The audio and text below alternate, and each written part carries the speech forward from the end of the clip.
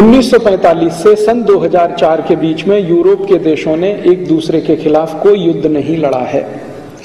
लेकिन आश्चर्य की बात यह है कि 1945 से सन 2004 के बीच में दुनिया में 345 युद्ध हुए हैं। 345 युद्ध हो चुके हैं। लेटेस्ट युद्ध जो है वो इराक का है। इराक से पहले अफगानिस्तान के पहले आप जानते हैं कुवैत का, कोरिया का, वियतनाम का, ऐसे चिली का, कोस्टारिका का, कोलंबिया का, भारत पाकिस्तान का, बांग्लादेश का, ऐसे कुल मिलाकर अगर सूची बनाई जाए तो 1945 से लेकर सन 2004 के बीच में 345 युद्ध हो चुके हैं। आने वाले समय में और भी होने की तैयारी है। सीरिया में युद्ध हो सकता है, ईरान में हो सकता है, अमेरिका ने घोषित कर दिया है, कोरिया में भी होने की संभावना है। तो युद्ध तो लगातार हो रहे हैं। 1945 के बाद दुनिया में कोई शांति स्थापित नहीं हुई है, काफी युद्ध हो रहे हैं, लेकिन यूरोप की जमीन पर नहीं हो रहे हैं। ध्यान देने की बात यह है। क्यों? क्योंकि यूरोप के देशों ने आपस में समझौता किया हुआ है कि हम एक दूसरे के खिलाफ लड़ेंगे नहीं। लेकिन ये जो दूसरे विश्व युद्ध के बाद से दुनिया में युद्ध हो रहे हैं, इन युद्धों में अभी फायदा किसको हो रहा है? अभी फायदा अमेरिका और यूरोप दोनों को बराबर बराबर हो रहा है। 1945 के दूसरे विश्व युद्ध में पूरा फायदा सिर्फ अमेरिका को हुआ।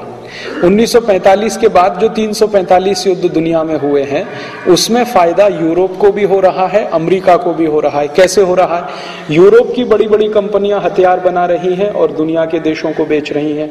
अमेरिका की भी कंपनियां भी हथियार बना रही हैं, दूसरे देशों को बेच रही हैं। अगर आप ध्यान से अखबार पढ़ते हैं तो 2-3 दिन पहले आपने देखा होगा अमेरिका की एक बड़ी कंपनी जो F-16 विमान बनाती है, फाइटर प्लेन, उसने पाकिस्तान को बेचना शुरू किया है। परिणाम क्या निकलेगा? भारत भी वही खरीदेगा, क्योंकि भारत को पाकिस्तान से डर है, पाकिस्तान को भारत से डर है। तो अमेरिका ने पाकिस्तान को बेचना शुरू किया तो भारत सरकार भी खरीदेगी। थोड़े दिन के बाद पाकिस्तान सरकार और ज्यादा खरीदेगी तो भारत सरकार और ज्यादा खरीदेगी। तो अमेरिका का दोनों देशों में व्यापार चल गया हथियार बेचने का, F-16 प्लेन बेचने का।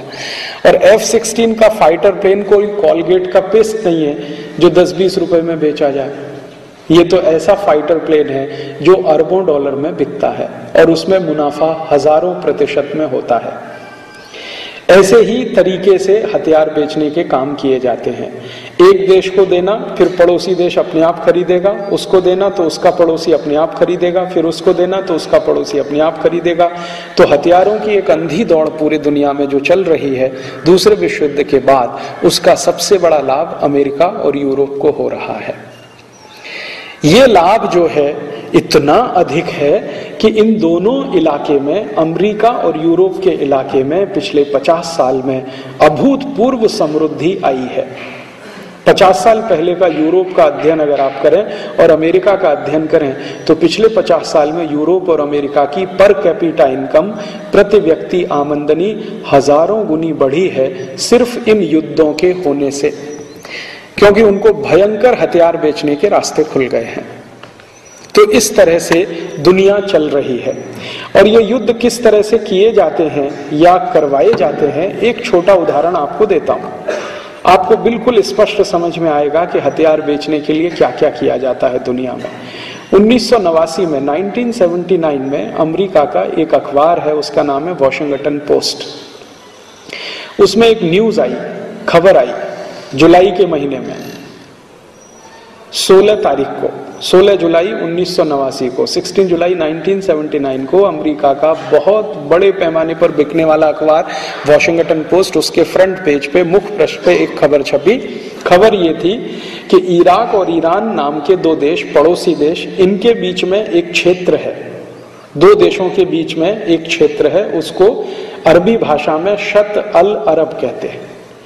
तो शत अल अरब नाम का जो क्षेत्र है ईरान और इराक के बीच में, इसमें भयंकर मात्रा में तेल छुपा हुआ है। ये खबर वॉशिंगटन पोस्ट के फ्रंट पेज पर छप गई। अब ये खबर जब छपी तो दोनों देशों की सरकार के कान खड़े हो गए और उन्होंने देखना शुरू किया कि ये जो शत अल अरब नाम का क्षेत्र है इसमें इतना अधिक तेल है। और खबर जब छपी तो उसमें रेफरेंस दिया गया कि अमेरिका के जो सैटेलाइट अंतरिक्ष में घूम रहे हैं उनसे मिली जानकारी के अनुसार तो और ज्यादा विश्वास हो गया, इसमें अविश्वास का कोई कारण ही नहीं। तो ईरान और इराक दोनों देशों की सरकार के कान खड़े हुए और दोनों देशों ने यह कहना शुरू किया कि ये जो शत अल अरब है, जहां पर ज्यादा मात्रा में तेल छुपा हुआ है, ये हमारा है। दोनों ने क्लेम करना शुरू किया, ईरान ने क्लेम किया, इराक ने क्लेम किया। जब दोनों देशों ने एक ही क्षेत्र पर अधिकार जताना शुरू किया तो झगड़ा होना स्वाभाविक था। तो इनका झगड़ा यूनाइटेड नेशन में गया। संयुक्त राष्ट्र तो इसीलिए बनाया गया है, दो देशों के आपस के झगड़ों का निपटारा करने के लिए। लेकिन आप जानते हैं संयुक्त राष्ट्र काम करता है अमेरिका के इशारे पर। पूरी तरह से वो अमेरिका का जेब में रहने वाला संगठन हो गया है। अमेरिका किसी भी देश पर अगर हमला करने का फैसले तो संयुक्त राष्ट्र उसको पलट नहीं सकता, जैसा कि अभी आपने इराक के केस में देखा। इराक के केस में संयुक्त राष्ट्र के द्वारा बनाई गई रिपोर्ट ये कहती है कि इराक के पास कोई न्यूक्लियर वेपन नहीं है। अमेरिका कहता है, संयुक्त राष्ट्र कहता है नहीं है। तो संयुक्त राष्ट्र ने कहा कि हम इराक के खिलाफ युद्ध की अनुमति नहीं दे सकते। अमेरिका ने कहा तुम बाजू में बैठो, हम युद्ध शुरू करते हैं। तो संयुक्त राष्ट्र के सारे प्रस्तावों का उल्लंघन करके अमेरिका ने युद्ध शुरू किया और संयुक्त राष्ट्र कुछ नहीं कर पाया, क्योंकि संयुक्त राष्ट्र एक ऐसा शेर है जिसके दांत नहीं है, किसी को काट नहीं सकता है, गुर्रा सकता है बस। और अमेरिका की जेब में रहता है संयुक्त राष्ट्र, क्योंकि अमेरिका के द्वारा दिए गए फंड्स पर संयुक्त राष्ट्र की बहुत सारी व्यवस्थाएं चलती हैं। फंड्स तो दूसरे देश भी देते हैं, लेकिन अमेरिका थोड़ा ज्यादा देता है, इसलिए उसकी बात माननी पड़ती। तो इसी तरह से 1989 में जब यह घटना घटित हुई तो संयुक्त राष्ट्र में मामला गया। संयुक्त राष्ट्र के प्रतिनिधियों ने इसमें कोई फैसला नहीं दिया, लिहाजा दोनों देशों ने एक दूसरे के खिलाफ युद्ध करने का तय कर लिया। जब फैसला नहीं हो पाया झगड़े का तो ईरान और इराक एक दूसरे के खिलाफ लड़ने लगे। वही टाइम में सद्दाम हुसैन इराक का प्रेसिडेंट बना और इसको अमेरिका ने प्रेसिडेंट बनवाया, क्योंकि अमेरिका द्वारा समर्थित एक पार्टी है इराक में, उसका नाम है बाथ पार्टी, जिसका वो लीडर था सद्दाम हुसैन। तो बाथ पार्टी को सत्ता में लाने का काम अमेरिका ने करवा दिया। सद्दाम हुसैन को लीडर बनाने का काम अमेरिका ने करा दिया। जिस समय सद्दाम हुसैन लीडर बना इराक का, उस समय ये पढ़ाई करता था, लॉ का स्टूडेंट था, सेकेंड ईयर में पढ़ता था बगदाद यूनिवर्सिटी में। अमेरिका से इसकी बहुत नजदीकी रही सद्दाम हुसैन की।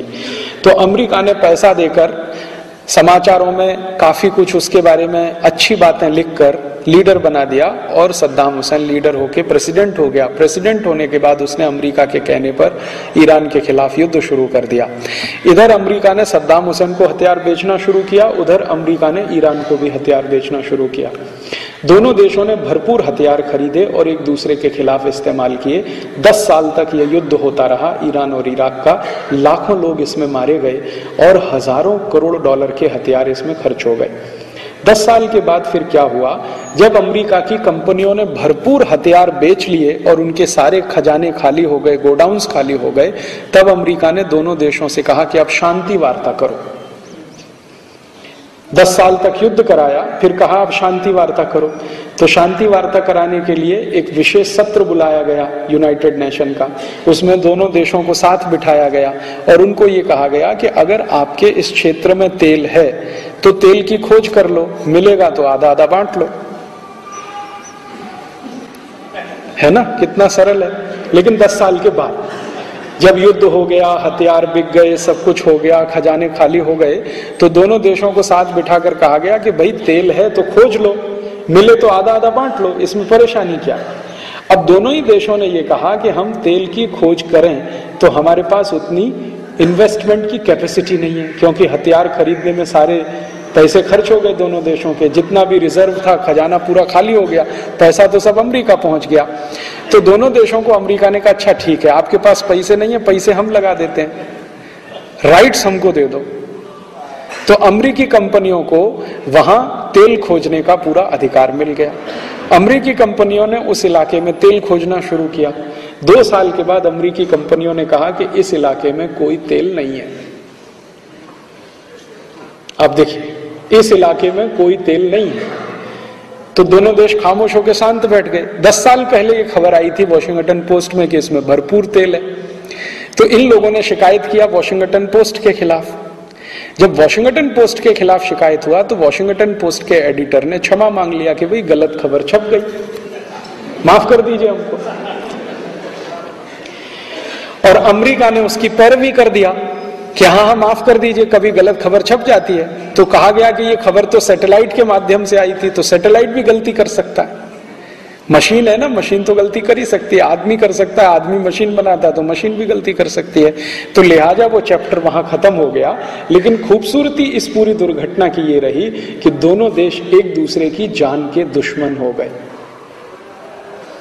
एक ही कौम को मानने वाले, एक ही मजहब को मानने वाले, एक साथ अल्लाह की प्रार्थना करने वाले लोग एक दूसरे की जान के दुश्मन हो गए, और इतने जान के दुश्मन हो गए कि उनके बंटवारे हो गए और झगड़े शुरू हो गए, वो आज तक रुके नहीं। तो युद्ध कैसे कराया जाता है उसका मैंने आपको एक मिसाल दिया। इसी तरह से वियतनाम में हुआ था, इसी तरह से कोरिया में हुआ था, इसी तरह से लैटिन अमेरिका के चिली, कोस्टारिका, कोलंबिया जैसे देशों में हुआ था। तो दुनिया के छोटे छोटे ऐसे देशों में जहां पर सरल प्रकृति के लोग रहते हैं, जिनकी प्रकृति बहुत सहज और सरल होने की होती है, उन देशों के नेताओं को बरगलाकर, अधिकारियों को खरीदकर, लोगों का दिमाग बदल के कैसे युद्ध के लिए तैयार किया जाता है, उसके लिए पिछले 50 साल से, 55 साल से, 57 साल से, जब से माने 1945 से बहुत बड़ा प्रयास यूरोप और अमेरिका के द्वारा हो रहा है। और वो प्रयास ये है कि उनको हथियार बेचने हैं, हथियार बेचकर मुनाफा कमाना है, और मुनाफा कमाकर अपने देश को अमीर और अमीर और अमीर बनाते चले जाना है। ये है। अब आपको इस घटना से एक बात समझ में आनी चाहिए, जो मैं आपके दिमाग में लाने की कोशिश कर रहा हूं, कि यूरोप और अमेरिका की अर्थव्यवस्था में सबसे बड़ी कमाई, इनकम अगर कहीं से होती है तो हथियारों की बिक्री से होती है। हथियारों की बिक्री यूरोप और अमेरिका के देशों का सबसे बड़ा धंधा है। अगर हथियारों की बिक्री सबसे बड़े पैमाने पर ये करते हैं तो शांति कैसे स्थापित हो सकती है, जरा सोचिए। जितने ज्यादा हथियार बिकेंगे उतने ज्यादा अशांति होने की संभावना है, जितने ज्यादा बम बनेंगे उतने ज्यादा युद्ध होने की संभावना है। तो मजे की बात यह है कि यूरोप और अमेरिका के देश सबसे ज्यादा हथियार बेचते हैं और सबसे ज्यादा दुनिया में शांति की बात करते हैं, सबसे ज्यादा। आपको हर दूसरे तीसरे दिन अमेरिका के किसी मंत्री का, अमेरिका के किसी राष्ट्रपति का अखबार में बयान मिल जाएगा, भारत पाकिस्तान को दोस्ती करनी चाहिए। आता है ना अक्सर, कभी स्ट्रॉप टॉलबोट आके बोल जाता है, कभी उनकी वो कोई महिला आके बोल जाती है, कोंडोलिसा राइस आके बोल जाती है, कभी जॉर्ज बुश स्टेटमेंट दे देता है, कभी बिल क्लिंटन देता था कि भारत पाकिस्तान को दोस्ती करनी चाहिए। ये वो लोग कहते हैं जो दुनिया में सबसे ज्यादा हथियार बनाते हैं, बेचते हैं, और हथियारों का अंतिम उद्देश्य एक ही होता है, युद्ध और युद्ध। सबसे ज्यादा अशांति पैदा करने वाले जो देश हैं दुनिया में, वही शांति की बात करके आपको, मुझको, सबको मूर्ख बनाते रहते हैं, और हम सब सीधे साधे भोले भाले लोग मूर्ख ही बनते रहते हैं। अगर हम अमेरिका और यूरोप के देशों को ये पलटकर कहना शुरू करें कि हम भारत पाकिस्तान में तो दोस्ती हो जाएगी, दुनिया के सभी देशों में दोस्ती हो जाएगी, अमेरिका की सब कंपनियां हथियार बनाना बंद कर दें, ये वो मानने को तैयार नहीं है। वो कहते हैं कि हम हथियार बनाते रहेंगे, तुम मत बनाओ। न्यूक्लियर बॉम्ब चाहिए तो अमेरिका के पास आओ, तुम मत बनाओ अपना। अगर तुम बनाओगे तो हम तुम्हारे ऊपर पाबंदी लगाएंगे। तुम फाइटर प्लेन्स मत बनाओ, तुम मिसाइल मत बनाओ, तुम कुछ भी मत करो, तुमको जरूरत हो हमारे पास आओ। आप देखते हैं ना, जिस दिन भी भारत की सरकार कोई मिसाइल का परीक्षण करती है, अगले दिन अमेरिका की तरफ से कोई बयान आ जाता है ना कि हम चाहते हैं कि शांति स्थापित हो इस क्षेत्र में। क्यों वो चाहते हैं शांति? वो इसलिए नहीं चाहते कि सच में शांति हो, वो इसलिए चाहते हैं कि भारत अगर मिसाइल बनाते जाएगा, अच्छी अच्छी मिसाइलें बनाएगा, तो अमेरिकी मिसाइल कौन खरीदेगा फिर? अगर हमने न्यूक्लियर बॉम्ब बना लिया, जरूरत पड़ने पर इस्तेमाल किया या नहीं किया ये हमारे ऊपर निर्भर है, लेकिन अमेरिकी बॉम्ब कौन खरीदेगा फिर? तो उनको अपना मार्केट बना के रखना है, तो दूसरे देशों को ये सिखाना है कि तुम कुछ मत करो, हम हथियार बनाते रहें, तुम उनको खरीदते रहो, तुम हमको पैसा देते रहो, हमारी इकोनॉमी उससे चलती रहे। और शांति से अपने यहां बैठे रहो, तुम कुछ मत करो। ये उनकी फिलॉसफी है या ये उनकी पॉलिटिक्स है, यही उनकी राजनीति है।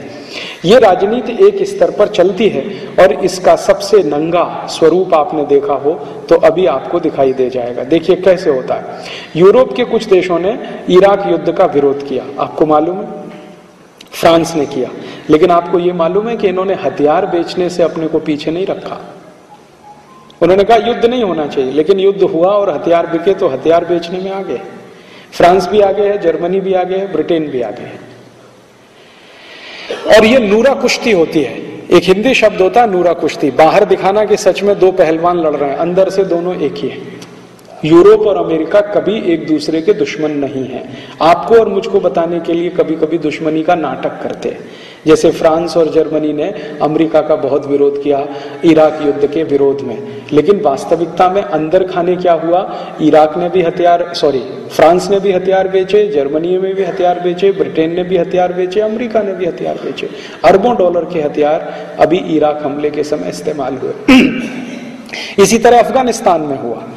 तो युद्ध की जो राजनीति है ये पूरी दुनिया में सबसे ज्यादा मुनाफा देने वाली राजनीति है यूरोपियन देशों को और अमेरिका को। ये एक बात।